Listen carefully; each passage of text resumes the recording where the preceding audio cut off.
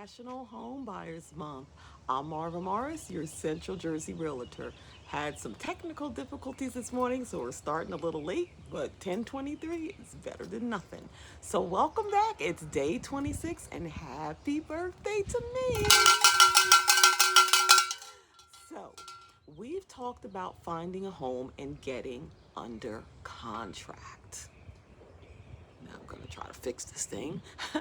But let's rewind a bit to cover the journey from contract to keys, specifically from the lender's perspective. What happens with your mortgage in that month or so before closing, right? So, it's often a black box for first timers. So, I'm going to illuminate it for you. Now, first, let's take a look and talk about loan processing and underwriting. Once you're under contract, we kick your mortgage process into high gear. So you're likely got pre-approved. Hopefully you did. Talked about that on day 4, super important. Now you'll have to go back to that lender and say, I have a contract. Exciting. They'll ask for an updated set of documents, even if you gave them some before.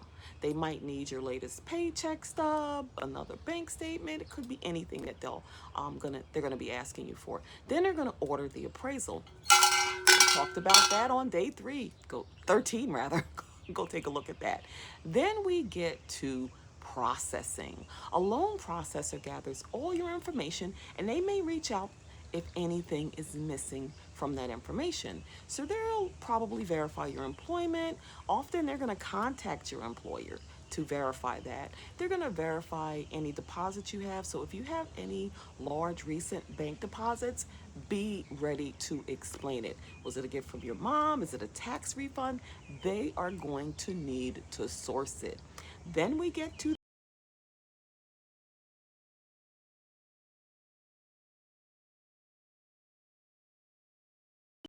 sorry.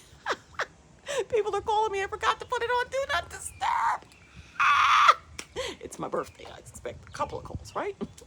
Then we get to the infamous underwriting.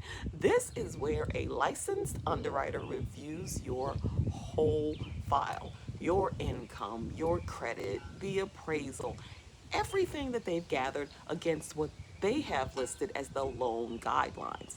Now, they want to be sure that you meet the criteria for the loan program and that you'll be able to repay the loan. Then comes the conditional approval. Don't be surprised if after a week or two you get a conditional approval.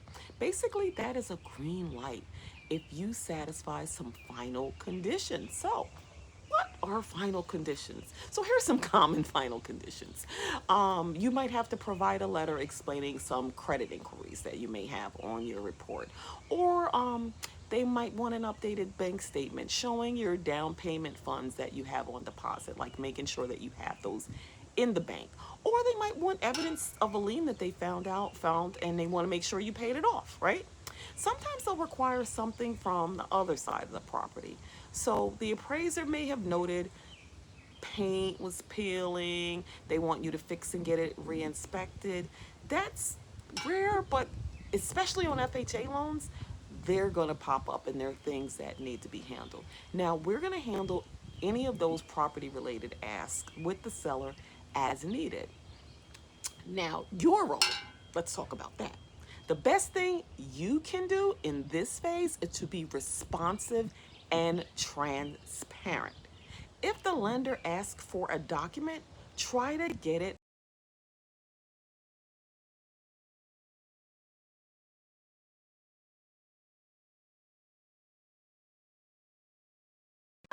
Sorry, it's my birthday. That was just my daughter trying to call me. Now, oh, where was I? If the lender asks for a document, try to get it quickly, right? It's going to keep everything on track. Also, avoid doing anything that changes your financial picture. Now, I did mention that on day 21.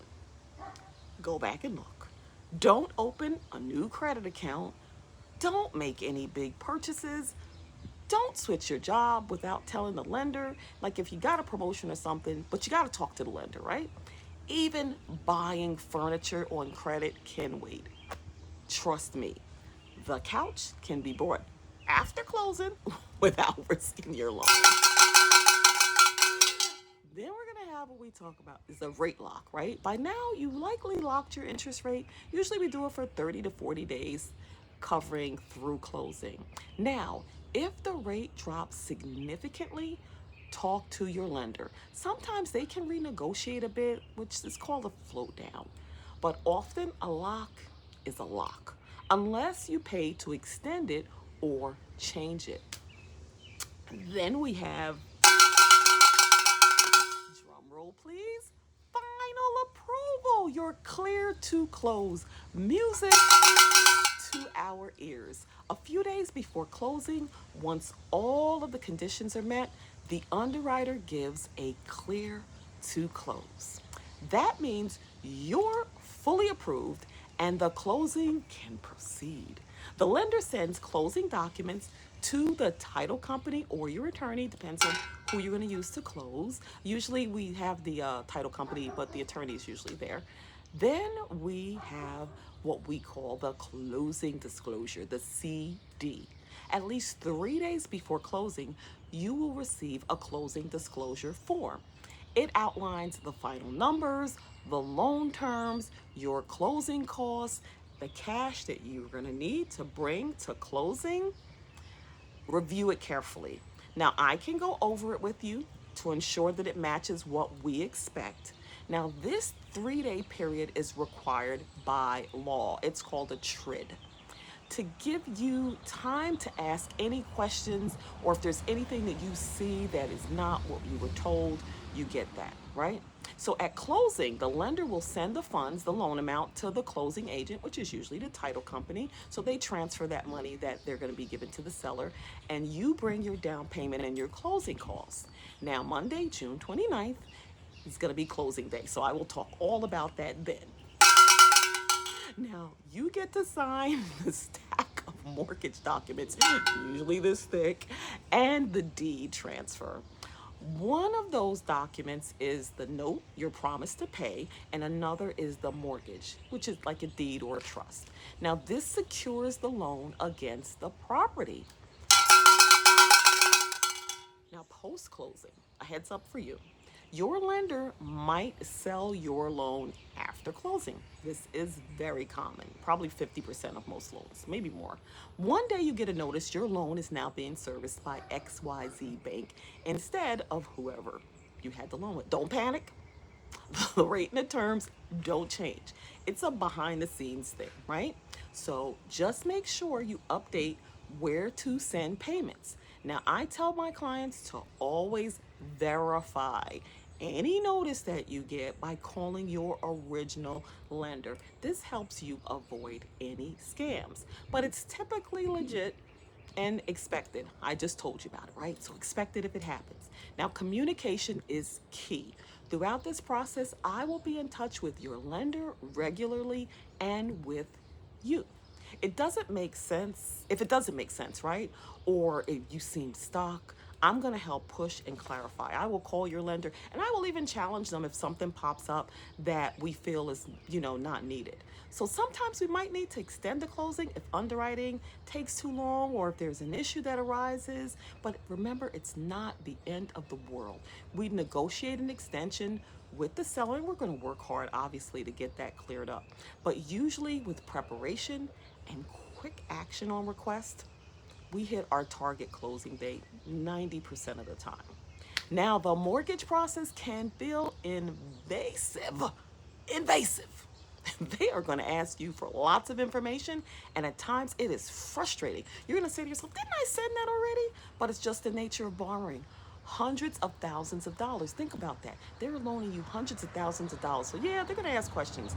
Banks got to be sure they will get their money back. So you just take a deep breath.